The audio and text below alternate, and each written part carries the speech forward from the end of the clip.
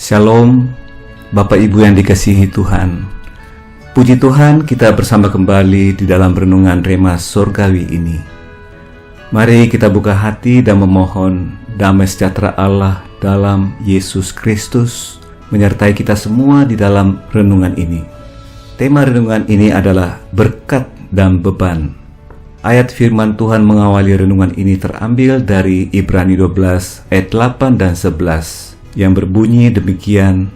Tetapi jikalau kamu bebas dari ganjaran yang harus diderita setiap orang, maka kamu bukanlah anak, tetapi anak-anak gampang.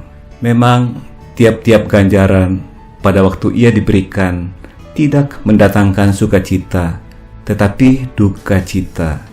Tetapi kemudian ia menghasilkan buah kebenaran yang memberikan damai kepada mereka yang dilatih olehnya. Saudara, ada sebuah tulisan di internet yang isinya sebagai berikut. Jika seseorang dapat menempati rumah besar, itu adalah suatu berkat. Tetapi saat harus merawatnya, itu menjadi beban yang tidak bisa dihindari. Jika seseorang memiliki bayi, ia akan sangat bersukacita, dan itu adalah berkat. Tetapi jika ia harus bangun tengah malam, itu adalah beban. Jika seseorang mencapai gelar sarjana, itu adalah berkat, tetapi perjalanannya harus tekun belajar dan mengerjakan tugas sampai jauh malam, itu adalah beban. Jika kita mendapat kesembuhan, itu merupakan berkat, tetapi kita harus tetap serius menjaga dan merawat kesehatan kita, dan itu adalah beban. Ternyata berkat dan beban adalah satu paket yang tidak dapat dipisahkan. Kita tidak dapat hanya meminta berkat tanpa mendapat beban. Jika kita memusatkan perhatian kita kepada beban, maka kita tidak akan pernah menikmati berkat itu. Tetapi apabila kita memusatkan perhatian kita kepada berkat, maka kita akan merasa ringan untuk menanggung bebannya. Entah hidup ini terlihat baik atau buruk, bukan berarti kita tidak memiliki sesuatu untuk disyukuri.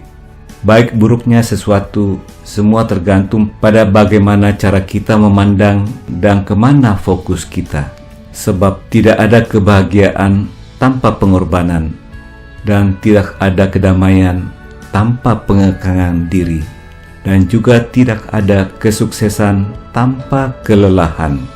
Saudara, seringkali ada orang-orang yang ingin masuk ke dalam zona nyaman atau ingin menikmati berkat-berkat dalam hidupnya, tetapi tidak mau membayar harga. Pelayanan Rasul Paulus pun menjadi teladan bagi kita semua, bagaimana dia membayar harga demi untuk menyebarluaskan kabar baik Injil, seperti yang dia katakan, sebab kamu masih ingat saudara-saudara akan usaha dan jerih lelah kami, sementara kami bekerja siang dan malam, supaya jangan menjadi beban bagi siapapun juga di antara kamu. Kami memberitakan Injil Allah kepada kamu, bahwa ada harga yang harus dibayar untuk setiap tujuan hidup kita, yaitu pengorbanan atas waktu, pikiran, tenaga, dan bahkan ada tekanan-tekanan dan kelicikan dari orang-orang di sekitar kita yang tidak menginginkan diri kita meraih suatu keberhasilan yang dapat melampaui kemampuan mereka. Dan hal penting bagi orang-orang percaya ialah senantiasa mengandalkan Tuhan untuk apa yang dikerjakannya, seperti yang dikatakan oleh firman Tuhan. Diberkatilah orang yang mengandalkan Tuhan, yang menaruh harapannya pada Tuhan. Ia akan seperti pohon yang ditanam di tepi air, yang merambatkan akar-akarnya ke tepi batang air, dan yang tidak mengalami datangnya panas terik, yang daunnya tetap hijau, yang tidak khawatir dalam tahun kering, dan yang tidak berhenti menghasilkan buah. Ketika kita melihat kehidupan artis Hollywood, para selebritis, dan para olahragawan yang terkenal, yang terlihat adalah kemewahan yang mereka nikmati, dan rasanya kita pun ingin berada di posisi mereka.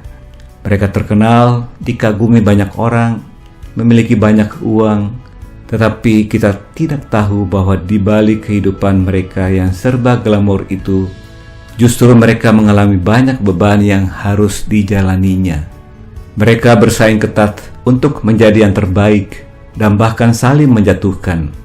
Hidup mereka diatur, bahkan mereka tak dapat leluasa menikmati makanan dan minuman kesukaan mereka setiap waktu demi menjaga kebugaran, kekuatan dan kelincahan tubuhnya, serta mempertahankan bentuk tubuhnya agar tetap menarik.